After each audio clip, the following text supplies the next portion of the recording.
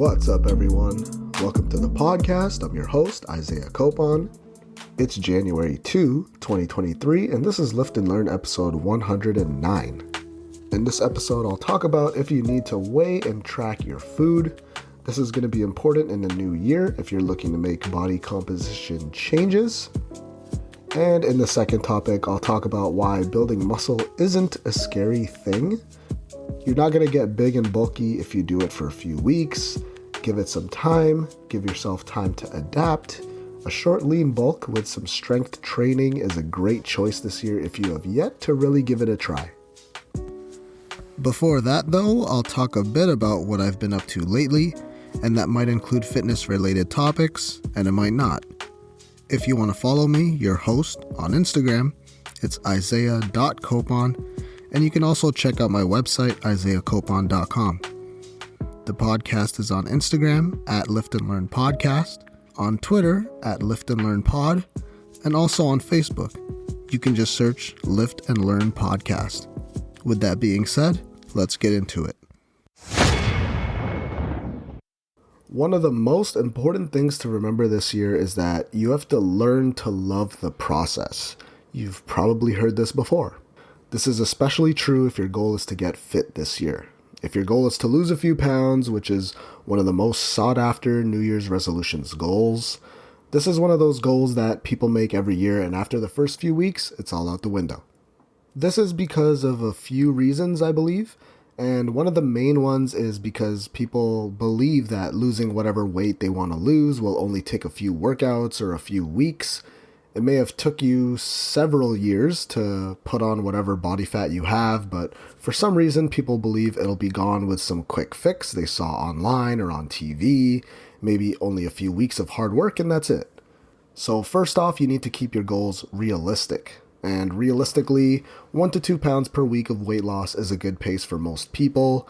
If you're on the more obese side, then you should notice that if you do change your lifestyle a bit, add in some workouts, change up the diet a bit, the first few weeks you might lose more than 2 pounds a week, but it'll eventually get to a point where you're losing 1 to 2 pounds per week. That's just the general rule there. So give yourself a reasonable amount of time to lose it. Maybe 20 pounds. That could actually take you 3 to 5 months if you're doing it properly while learning new habits along the way. More importantly, you're going to be on the journey, this journey of weight loss, longer than you actually will be at your end goal. So that's why I say that you have to really learn to love the process. Take it day by day, one day at a time. Learn to enjoy and embrace the small wins that you get along the way. Losing 50 pounds isn't going to happen in the first few months of the year, especially if you want to lose it and keep it off forever. A lot of people lose weight all the time, but pretty much everyone also gains back all of that weight and actually adds more weight than their original starting weight. So when it comes to loving the process, this is a big lesson I've learned over the past few years, and I'm reading this book every day as a good reminder when it comes to all of this. I read one chapter every day of this book called Chop Wood, Carry Water.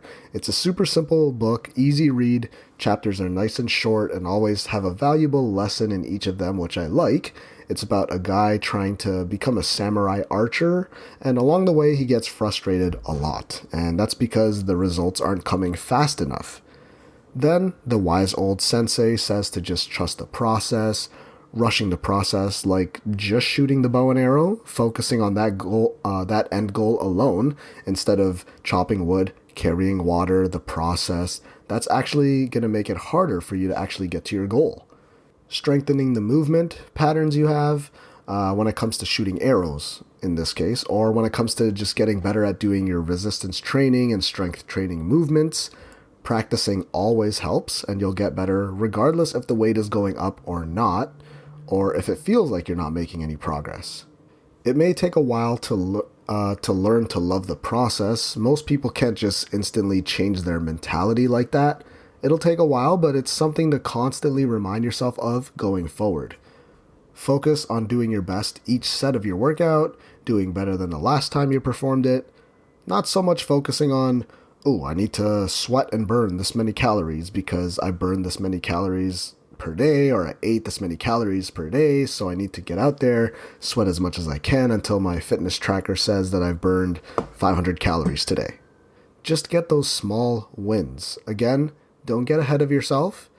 That doesn't mean that all of a sudden one day you're going to add a bunch of weight to your exercises, like a 50-pound squat increase in a month or something ridiculous, especially if you're not a beginner. Something I've learned over time is that even just a 1 pound increase in your lifts or exercises, just getting better and improving just 1 pound a week, that's not even a 5 pound increase a month. But if you look at the big picture, at the end of the year, you're looking at a 50 to 60 pound increase on some of your lifts for the year. I mean, I'd be super happy if I added 50 pounds to my bench this year, especially if I'm looking back at this past year. I don't think I added any weight to my bench press, which is okay. So 50 pounds in a year, that would actually be an amazing improvement. Imagine putting on an extra 50 pounds on your squat this year.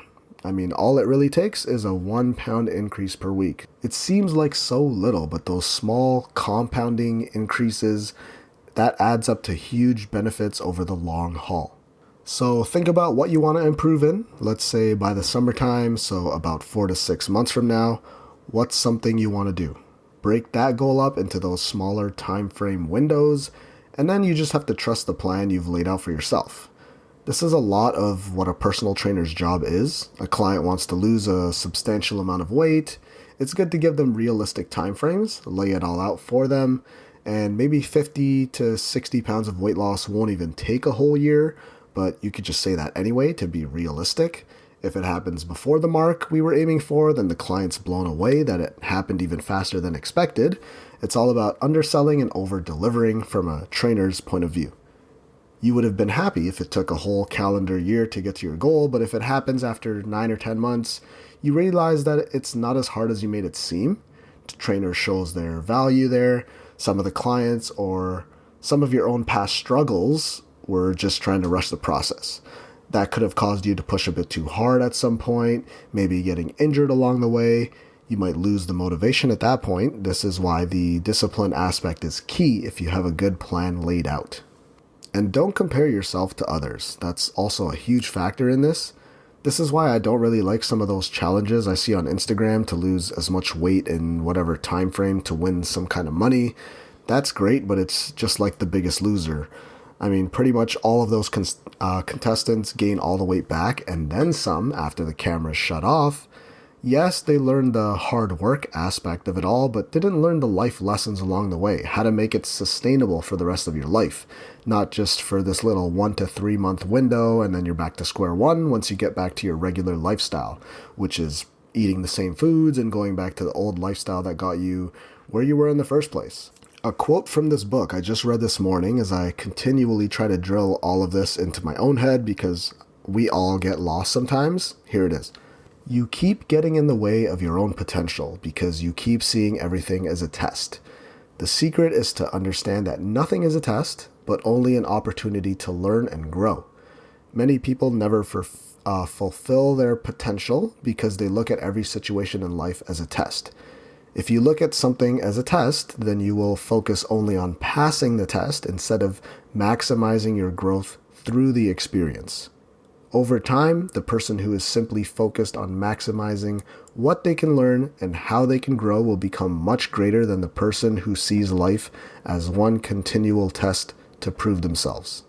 I thought that was pretty powerful when I read that first thing this morning. That's why I've been reading this book for the past few months over and over again. It's a constant reminder to just simply trust the process and work hard on whatever I have planned for that day. Check out that book if you want. I think it's super valuable. So anyways, so it's been 2 weeks since the last podcast episode, so I hope you had a Merry Christmas if you celebrate. Happy holidays. Hopefully you're starting the new year off on the right foot. I mean, you're listening to a fitness podcast right now, so hopefully I can help you along with your own journey. Before I dive into the topics of this week, or for this week, whatever, I'll just briefly talk about my past few weeks here. I hope it's been a good past few weeks for everyone. Maybe you got some good Christmas presents, but really, I hope you were able to spend some time with the family this past weekend or the past few weeks. It was pretty cool that Christmas perfectly landed on the weekend. man, I love spending time with family. Had multiple parties to go to the past few weeks, and it really does just make me so happy seeing and interacting with everyone. Backtracking a bit, it's been a year now since my goal was to read 5 pages a day. That was a complete success in 2022, so I'm looking to carry that into the new year. Some of my family knows that now, that I've just become a super nerd about all of this stuff, so I actually got 3 new books to read this year. Along with Breath, which I'm still going through, I got Shoe Dog, which is a business book from the creator of Nike, I believe, so he talks about how that came into fruition. Haven't started that one yet. I also got Outliers.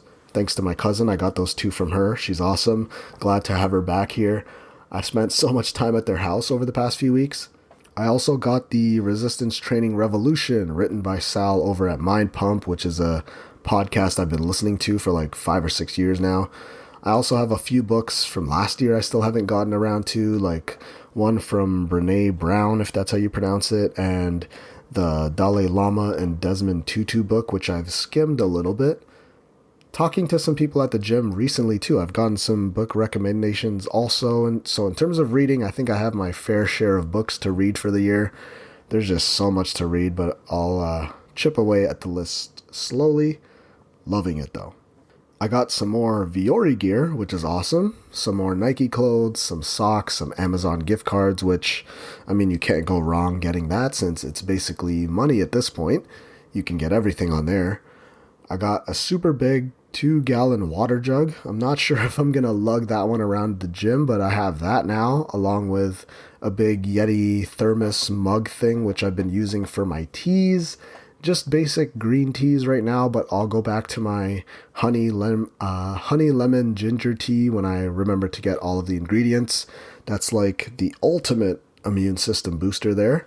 Love that one for the winters. I used the Yeti for the first time, like right on Boxing Day actually. So I boiled some water, had some green tea. My first sip, yep, absolutely burned my tongue. I didn't get proper feeling back in my tongue until like yesterday or something. So yeah, I burned my tongue, but I guess the damn thing works a lot better than what I was using for my tea before, because I literally had to spit it out after I burned my tongue. I remember I was even in the gym parking lot when I did that, so just as advertised, I guess, with that. And since I've been spending so much time at my cousin's place, he was telling me briefly about his VR job, which is actually super interesting. And because of that, I broke my own VR virginity over the Christmas break, running that Oculus Quest 1 or the Meta Quest, whatever it's called. It's actually pretty cool, pretty fun, even though we didn't have access to too many apps. The golf one is pretty cool. I don't think it'll translate to golf in real life, but it was still fun. One of the funnest aspects, though, I was playing this cornhole game. Seems stupid, but it's actually pretty cool. And just walking around, seeing another person basically just do dumb shit is the real great feature of VR. That social aspect, I think that's where it seems to shine. We were like doing golf trick shots and it just looks hilarious on VR. It isn't super polished right now, but the future looks bright, especially with how my cousin's company is adopting this tech to make it super useful for certain occupations. Truly a pioneer there. I'm really itching to get one, honestly, but I think I might just wait for the Meta Quest 3 whenever that comes out. I mean, we'll see if I have the money for that. Anyways, it's now 2023. I think it should be a memorable year, and I hope it will be for you too. If you want to have a good year, I think it's smart to at least write down some of your goals for the year if you haven't already. That could help, especially if you revisit them often. Again, though, don't make the step too far. Make your goals realistic. Remember that when you're climbing a mountain, it doesn't just happen all at once. It happens one small step at a time. Question 1. Do you really need to weigh and track your food? You know what? I'm actually a bit scared to just flat out answer this question without a bit of context first. So before I dive into my thought process here, I'll just quickly say that everyone should at least weigh their foods one time just to see what you're really eating in terms of your macronutrients. That's carbs, fats, and protein. So that intake there. There's been so many times over the years where I'll ask clients, new members in the gym who want to work with me, So I get a little bit of background information on their lifestyle habits, exercise routines, stress or energy levels, quantity of sleep, how much daily caffeine or alcohol or smoking habits, and how many meals they have per day, and generally what those meals look like. So when it comes to that last point there, people will tell me they eat high protein, or they think they do until I get them to track. And because they're choosing high protein foods like eggs or chicken sometimes, then they think they're getting enough. In reality, eggs, even extra large eggs, that'll get you like 7 grams of protein max. So if you have two, that's only 14 grams of protein for that meal, if that's the only source you have alongside some white bread or rice or whatever else you have. If you're shooting for 120 grams of protein, for example, which isn't that much, but is usually more than a typical modern diet that I've seen people eat, if you have 3 meals a day, averaging about 20 grams or less of protein, you're not maximizing how much muscle and gains you could potentially make. There's a lot to be desired there. Not even just in terms of muscle building, but if you're having 40 to 60 grams of protein per day on average, you'll find that those people have weaker bones. I mean, basically no muscle on them. Maybe their skin or hair just doesn't look the healthiest. Maybe they're low energy and don't know why. And if your protein isn't higher, it's easy, super easy to overeat foods in other categories, so higher in carbs and fats. So that balance of nutrients isn't optimal. So if you don't track your food or know what you're eating, yeah, you're eating high protein foods maybe, but how much you're eating of that food is another important part that'll take your results above and beyond. That could be the difference between hitting 20 grams of protein per meal or 30 grams of protein or more per meal, which is a huge difference in the long term. That could be, on average, a difference of 30 to 40 grams of protein per day. So multiply that by days in the year, you're looking at a massive difference, obviously. Now, do I think it's sustainable for you to weigh and track your food or every single meal? No, I don't think so. But if you're someone who's serious about building muscle, losing weight, changing your composition, your nutrition needs to be on point to maximize those benefits, to make sure your workout isn't going to waste. Okay, not exactly going to waste, but you're not maximizing the amount of results you'll see from the hard work that you're putting into the workouts.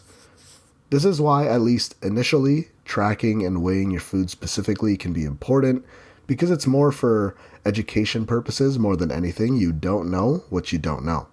I do think it's too much to ask someone to weigh every single meal every day for the rest of their life. Trust me, once upon a time, I thought that was possible for myself. I did it for maybe 3 or 4 years straight with only a few days off. Nowadays, I don't weigh that crazily, but every once in a while, it's good to do it and just check and make sure your estimates are still pretty accurate. So after years of tracking my food, I can now kind of track my food without strictly logging it into an app. I guess what you would call eating intuitively. Here's the thing though, you can't just eat intuitively right off the bat. That's not possible. But if you've been doing it, tracking your food, weighing it out, if you've been doing that for a while, you'll realize the amount of calories that are in certain foods. One that opened my eyes specifically was when I started weighing out how much a banana was. The difference between 100 grams of banana and 150 grams of a banana are pretty large, actually. If you're just going into the app and logging small banana or a medium banana without weighing it, that could actually be way off from what you're actually eating. That's something you need to find out for yourself. That could be the difference of like 40 grams of carbs, and that's sugar. Fruit sugar isn't necessarily bad for you, but if you have certain body composition goals or macros to hit, then it's good to know exactly what you're intaking every day, so weighing it out in grams is probably best.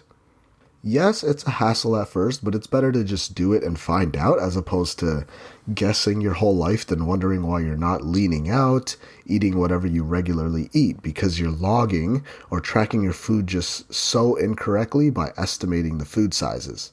So basically what I'm saying is you don't have to weigh out your food forever, but do it initially because it'll help you identify what foods you should be eating and in what quantity. It'll shock you how much you can easily go over your calories or put yourself in a calorie surplus if you're just guessing how many calories is a scoop of that peanut butter you're putting in a protein shake or something. When I used Nutella back in the day for my shakes, I found out that it's pretty easy to actually go over 1 tablespoon of that. And if you're really putting in 3 tablespoons into your shake instead of what you think 1 tablespoon is, then that could be 200 calories of a difference. Again, that adds up over time. In terms of your protein sources, same thing here.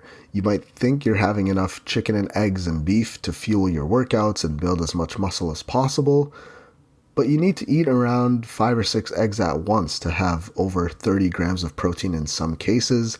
This is useful if you're having chicken or beef. You could realize that you're not eating as much protein as you think you are. It's good to weigh your food every once in a while to see if you're still hitting your adequate macros there. So do it for your gains. Try it just for a few days this week. Go back and analyze exactly what you ate and alter your food going forward if you need to. A good place to go from there in most cases, adding fruits and vegetables in your meals throughout the day, subbing some highly processed foods for better choices, substituting some carbs for more protein. Do that alongside a good workout and you'll have a good January, and that should give you some momentum to make healthier choices in the future. Question 2. Why building muscle isn't scary? So when your goals are to get lean, if you want to maintain your lean figure forever, this is good to do. You need to actually build muscle. You need to do what you can to build muscle, and here's a few reasons why. First off, you're free to eat foods without gaining weight, or you're more free to eat foods without gaining weight, or what you might think is bad weight or body fat. If you're adding a bit of weight on the scale and you're lifting weights properly, you're getting stronger. Then you're likely just putting on muscle. Add a bit more protein in your diet to supplement your workouts, and you'll be in a good spot to kick things off. This is because of the effects that building muscle, putting muscle onto your body, can do for you in the long run. It speeds up your metabolism. Now, yes, metabolism slows down as you age. It doesn't get super affected until like your 40s or 50s. Regardless, building muscle increases the amount of calories you're burning per day. I just talked about BMR, I think, on the last episode, but this is why, again, you need to build muscle. It's not going to make you look like a man. It's really not something scary, but it'll actually sculpt your body if you're on a program that aligns with your own fitness or body goals. Putting on muscle can be beneficial on those days where you actually might miss workout days. If you're working out with the goal of putting on muscle, missing workout days is not that big of a deal. If you're lifting weights, you're not pressured to do cardio forever until the end of time to maintain your physique. If your workout is solely focused on the amount of cardio you're doing, then missing a few days during the week means that you're back into a calorie surplus unless you alter your food intake accordingly. That's not the way you want to live. Building muscle is being strong, simple and put. How much muscle you build is going to be different from person to person. If you want to get rid of those little aches and pains you might feel in your back or your shoulder or your knee, that's usually a sign of weakness in the area or the surrounding areas. So building a strong body just leaves you more resilient to those pains. You just won't feel it anymore. Another benefit of building muscle. Never mind the immune system boosting effects that muscle will have on your body too. That's also another benefit that sometimes gets overlooked since we're always so focused on our physical appearance. That's what's happening inside of you. Now, toning your muscles, that's a myth. It just means that you want to get leaner. So building muscle helps with sculpting your body. I mentioned that already. It's usually not just being a smaller version of your current shape that you want to achieve. Most people want to alter their body composition also. So that means getting rid of body fat. That's visceral fat, which is dangerous fat around the organs internally, and subcutaneous fat, which is what people see around their waist and their stomach. People always struggle to lose that fat and keep it off in the long run. Again, building muscle will help with that. Increasing your resting metabolism, altering your body composition could mean trimming the fat around the midsection, maybe building up the booty or getting rid of that underarm fat. You're able to specifically target those areas more by lifting weights. Speaking to the females, I find they have problems with this mentality of lifting weights because they believe it'll make them big and bulky. They usually believe that lifting with weights for a bit will have them looking like a man after just a few weeks of training, or looking like a top female CrossFit athlete.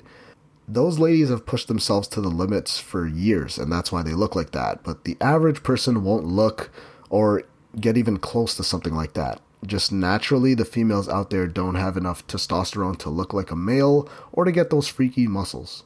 I focus mainly on women because they're the ones who gravitate more toward doing only cardio exercises, while the men are doing the lifting weights aspect.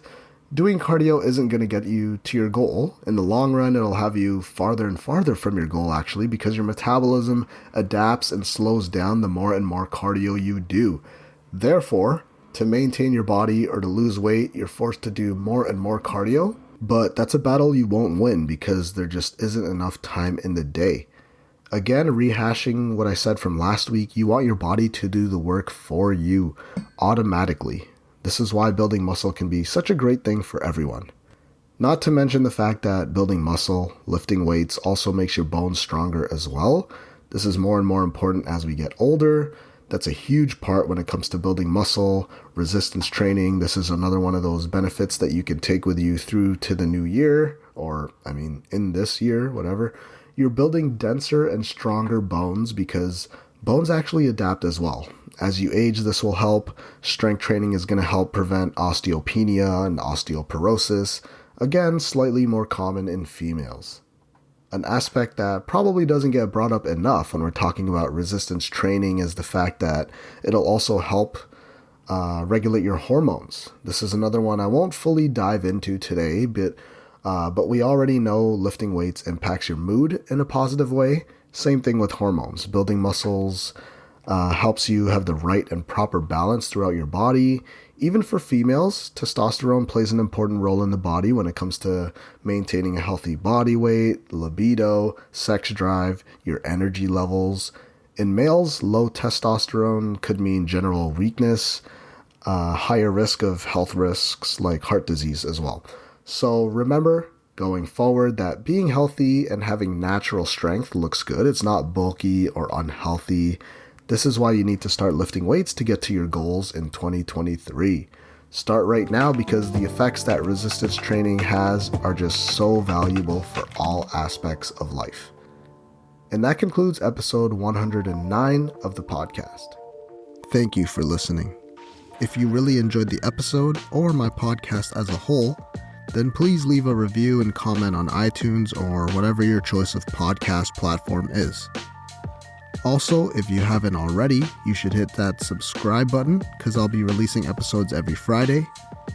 If you want to follow me, your host, I'm Isaiah.Copon on Instagram, and you can also check out my website, isaiahcopon.com. If you want to follow the podcast, you can check out @LiftAndLearnPodcast on Instagram, and there's also a Facebook page if you just search Lift and Learn Podcast.